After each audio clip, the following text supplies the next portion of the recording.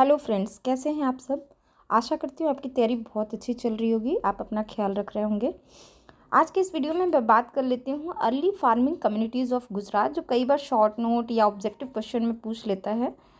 तो इसमें जो इम्पॉर्टेंट साइट मिलता है गुजरात के, जो शुरुआत के यानी नियोलिथिक के बाद के आप कह सकते हैं वो कम्युनिटी थी, वो थी वहाँ से मिला है प्रभास पाटन। एक साइट है गुजरात में जहाँ पे सबसे पहला ऑक्यूपेशन हुआ था, और ये लगभग 2900 BC के अराउंड था, जिसे हम कह देते हैं प्री प्रभास, मतलब रेडियो एक्टिविटी डेटिंग किया गया, रेडियो कार्बन डेटिंग। तो वहाँ से ये डिटरमाइन किया गया कि यहाँ पे अर्ली फार्मिंग कम्युनिटी थी। ठीक है, फिर भी clear picture of this culture is not known.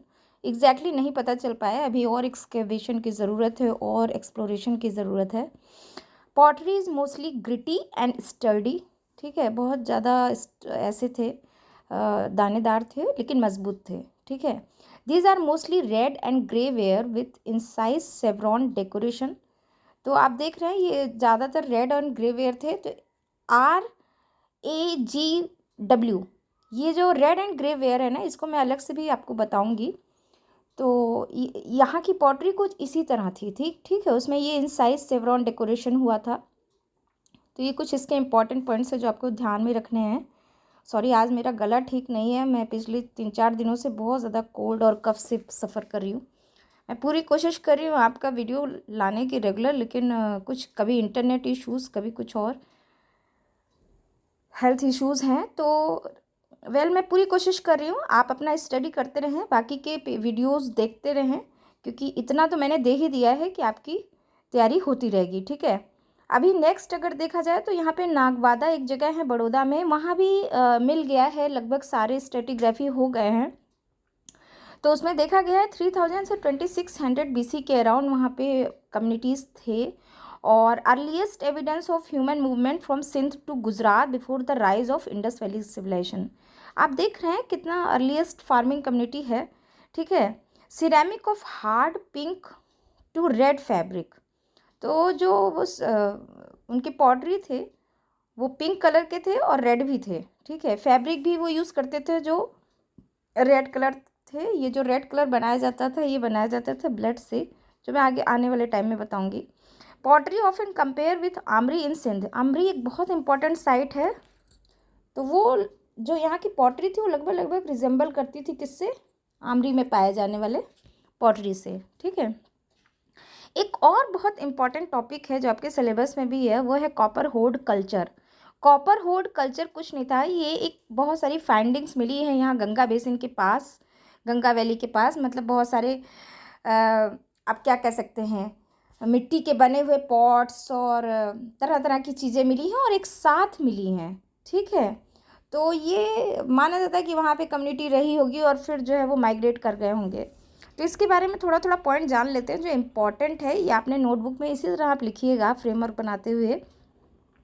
A thick water locked pottery, ठीक है, या कह सकते हैं ऑकरे कलर्ड पॉटरी। ठीक है, is associated with these copper object on circumstantial ground.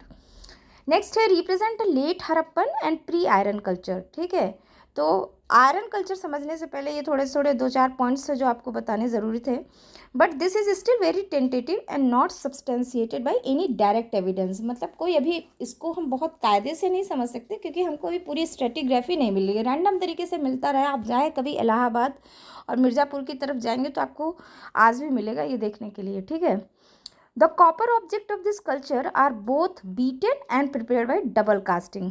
Double casting में पहले भी बता चुकी हूँ। तो जो कॉपर ऑब्जेक्ट थे वो उसे बीट करके, मतलब उसको जैसे धोबी कपड़े नहीं धोता इस तरह से करके बनाते थे। ऑब्जेक्ट्स यूजुअली फाउंड रिपीटेड, वही चीज़ें रिपीट की गई थी, जिसमें से इम्पॉर्टेंट है, ये इम्पॉर्टेंट है, इसको ध्यान रखिएगा। इतनी सारी चीज़ें तो पाई ही गई वहाँ पे होड़ में। Antenna swords, harpoons, single and double axes, celts, swords, anthropomorph. ठीक है, समझ आ रहा है। अगर ये सारे वर्ड नहीं समझ में आ रहे हैं तो डिक्शनरी खोलिए, मैं पहले भी बता चुकी हूँ, you have to keep a dictionary regular basis. जब भी कोई वर्ड समझ में ना आए आप डिक्शनरी से करिए। डिक्शनरी रखने का एक बहुत अच्छा फ़ायदा ये है कि आपको मल्टीपल चॉइस क्वेश्चन साथ साथ तैयार होते रहेंगे। और अगर आप एंथ्रोपोलॉजी पहली बार पढ़ रहे हैं तो आपको जो ये पर्टिकुलर टर्म्स हैं ये आपको समझने में आसान हो जाएंगे, ठीक है। यूपी में अगर देखा जाए तो बिसौली, राजपुर, पारसू, मथुरा, इटावा, सहारनपुर, ये सारी जगह पे इस तरह के होर्स पाए गए हैं। मतलब आप मान के चलिए दोआब रीजन में ये सारी चीज़ें थीं। तो इतना तो हो गया आपका आज का ये इम्पोर्टेंट टॉपिक।